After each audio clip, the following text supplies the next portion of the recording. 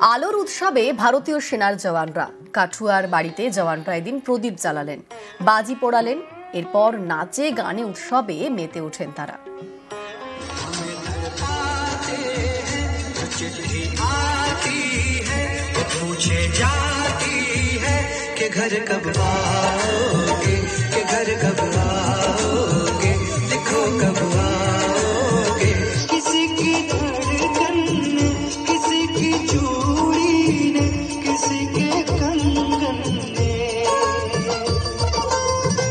किसी के गजरे किसी के गजरे महकती सुबह वैसे आते हैं हमें तड़पाते हैं चिट्ठी आती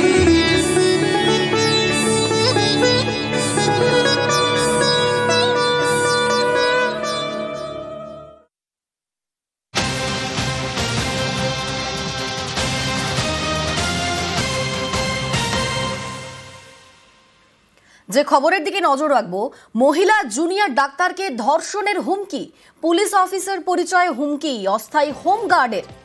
উলুবেড়িয়া শরৎচন্দ্র চট্টোপাধ্যায় মেডিকেলের ঘটনা। জুনিয়র ডাক্তারকে ধর্ষণের হুমকি, পুলিশ অফিসার পরিচয় হুমকি অস্থায়ী হোমগার্ডের। উলুবেড়িয়ার শরৎচন্দ্র চট্টোপাধ্যায় মেডিকেলের ঘটনা। আমাদের সঙ্গে রয়েছেন প্রতিনিধি সন্তু।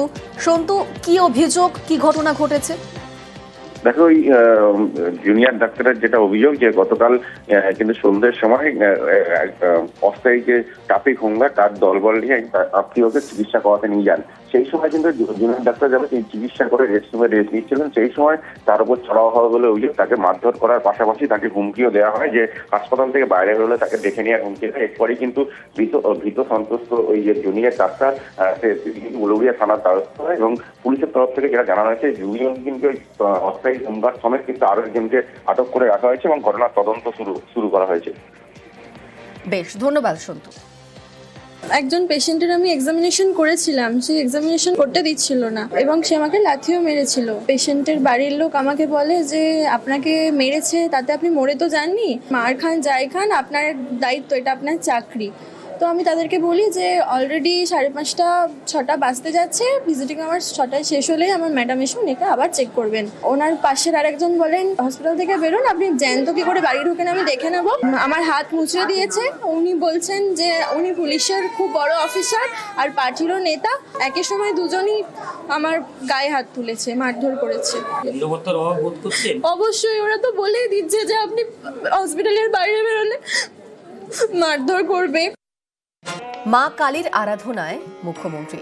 প্রতি বছরের মতো এবারও মমতা বন্দ্যোপাধ্যায়ের কালীঘাটের বাড়িতে ভক্তির বন্দনা। মুখ্যমন্ত্রীর বাড়িতে কালী পুজোয় অভিষেক বন্দ্যোপাধ্যায়। ভোগ রান্না করলেন মমতা বন্দ্যোপাধ্যায়।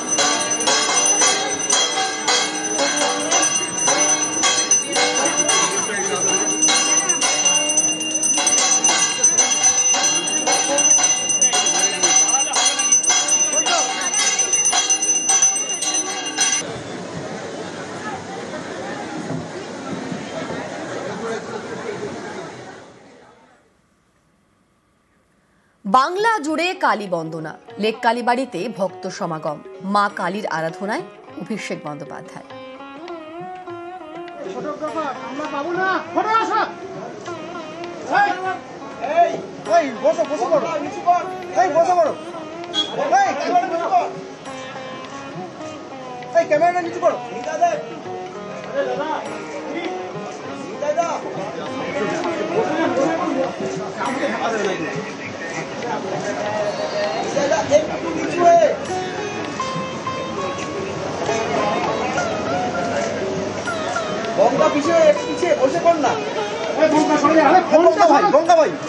ক্যামেরা সরাবো সিঙ্গেলটা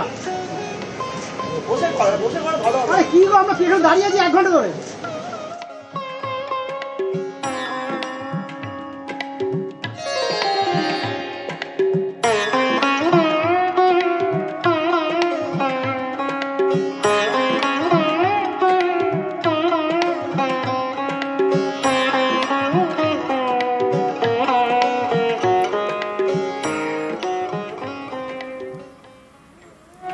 কালী পুজোয় শক্তির আরাধনা, জেলায় জেলায় সতীপীঠে ভক্তদের ভিড়।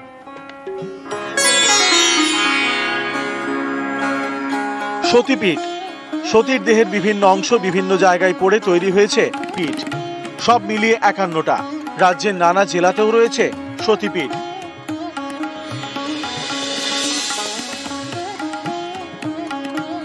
বীরভূমের নলহাটিতে নলাটেশ্বরী মন্দির।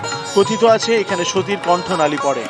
কালী পুজো এখানে দিনভর পুজো, নানা আয়োজন, সারা রাত খোলা গর্ভগৃহের দরজা।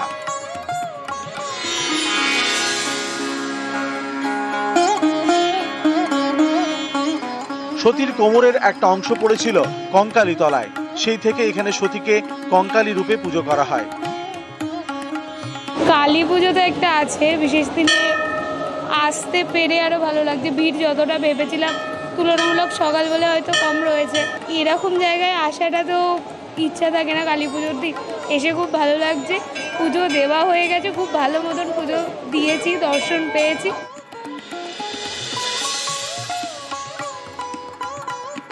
পূর্ব মেদিনীপুরের তমলুকেও রয়েছে সতীপীঠ।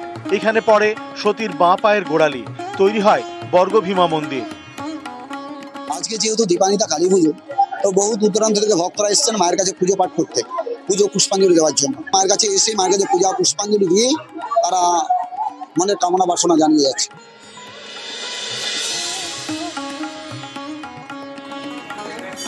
আসানসোলের কল্যাণেশ্বরী মন্দির, এই মন্দিরে ইতিহাসের গন্ধ।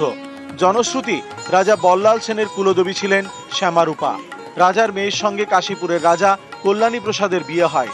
শ্যামারূপাকে যৌতুক হিসেবে পান কল্যাণীর রাজা। বাড়ি ফেরার পথে রাজা পথ হারান, একটি গাছের নিচে রাখেন শ্যামারূপাকে। সেখানেই গড়ে উঠেছে কল্যাণেশ্বরী মন্দির। রাজা কল্যাণী প্রসাদ থেকে কল্যাণেশ্বরী মন্দির। শ্যামারূপার মূর্তি রূপোর তৈরি, পুজো হয় মন্দিরের গর্ভগৃহে। দিনে হয় সন্ধ্যারতি।